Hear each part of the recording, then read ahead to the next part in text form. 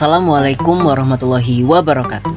Halo sahabat Historia, di pertemuan kali ini kita akan membahas mengenai manfaat, klasifikasi, dan karakteristik pemilihan media pembelajaran.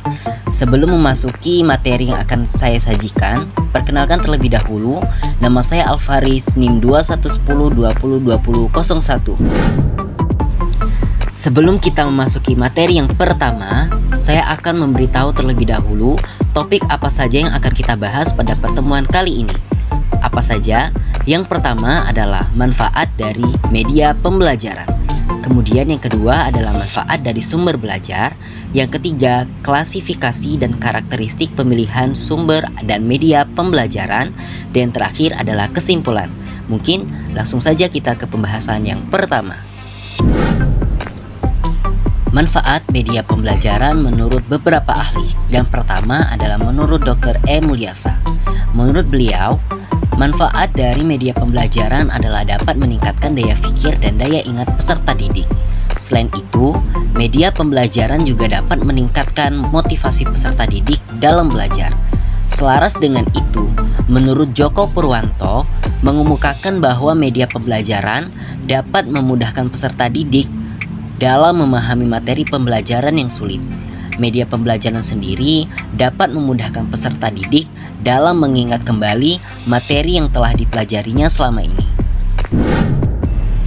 Kemudian, menurut Dr. Zainal Arifin mengungkapkan bahwa media pembelajaran dapat membantu peserta didik dalam memahami konsep yang abstrak. Selain itu pula, media pembelajaran juga dapat mengembangkan kemampuan peserta didik dalam berpikir kritis dan kreatif. Kemudian, menurut Dr. Wina Sanjaya menyebutkan bahwa media pembelajaran dapat mempercepat proses pembelajaran itu sendiri. Selain media pembelajaran, juga dapat membantu peserta didik dalam memperoleh pengalaman langsung dan praktis. Dan terakhir, menurut Profesor Teguh Santoso mengungkapkan bahwa media pembelajaran itu dapat meningkatkan minat peserta didik dalam belajar.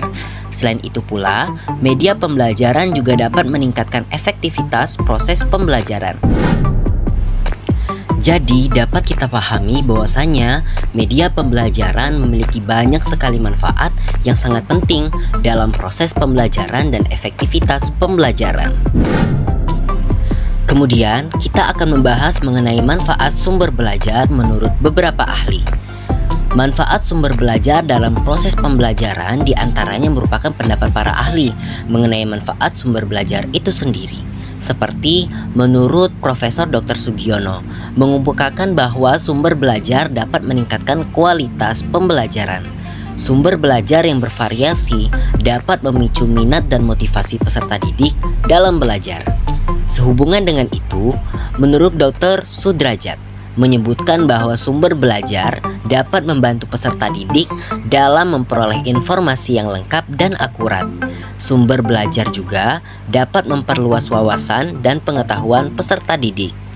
Selain itu juga, menurut Dr. Enok Mariani mengungkapkan bahwa sumber belajar dapat meningkatkan interaksi atau mengembangkan keterampilan dan kemampuan dalam memecahkan masalah. Selain itu, sumber belajar juga dapat membantu peserta didik dalam sikap positif terhadap pembelajaran. Selanjutnya, menurut Profesor Sumar Hendayana menyebutkan bahwa sumber belajar dapat meningkatkan interaksi sosial antara peserta didik dan guru. Sumber belajar juga dapat memfasilitasi peserta didik dalam mengembangkan kreativitas dan inovasi dalam pembelajaran. Dan juga menurut Profesor Dr. Suharsimi Arikunto mengemukakan bahwa sumber belajar dapat membantu peserta didik dalam mengembangkan kemampuan mandiri dan berpikir kritis.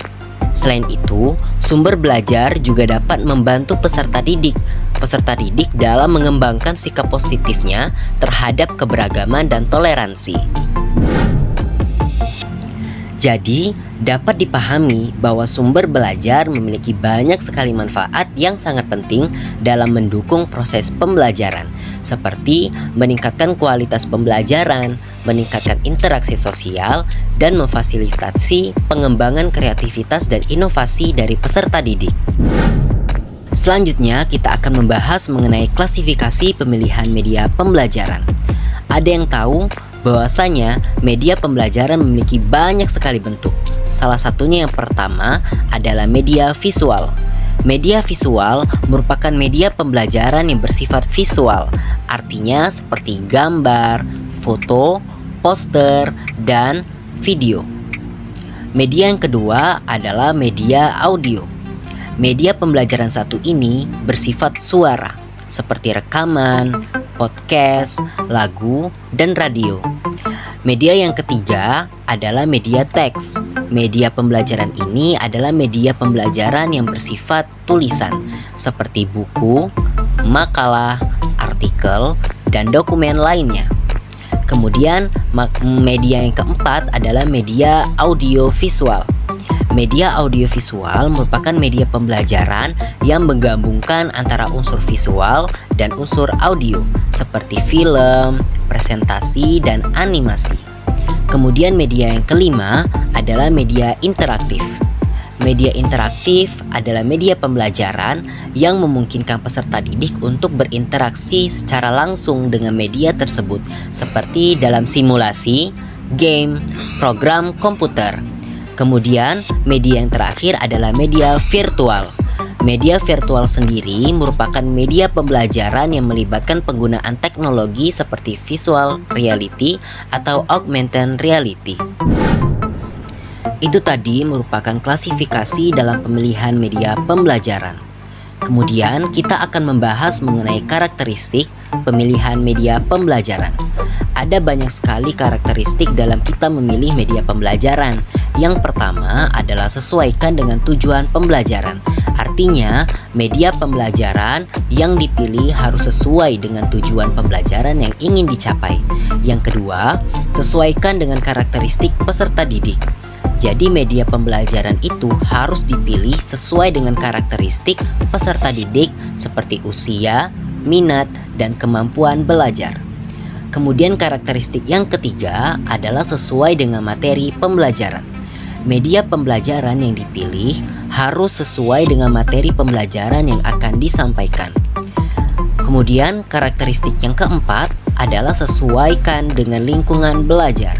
Media pembelajaran yang dipilih harus sesuai dengan lingkungan belajar seperti ruangan kelas, laboratorium, ataupun lapangan sekolah. Kemudian yang terakhir, karakteristiknya adalah sesuaikan dengan waktu yang tersedia. Jadi, media pembelajaran yang dipilih harus dapat disesuaikan dengan waktu yang tersedia untuk pembelajaran.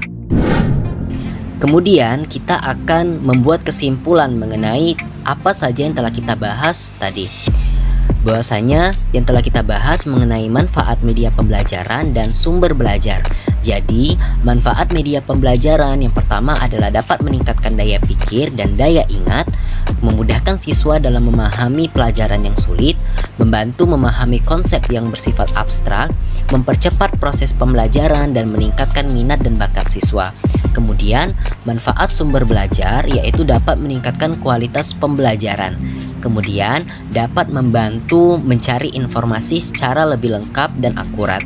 Kemudian, membantu mengembangkan keterampilan dan kemampuan peserta didik, meningkatkan interaksi siswa dan guru, dan terakhir adalah mengembangkan kemampuan mandiri dan berpikir kreatif. Mungkin itu saja yang dapat saya sampaikan. Terima kasih. Wassalamualaikum warahmatullahi wabarakatuh.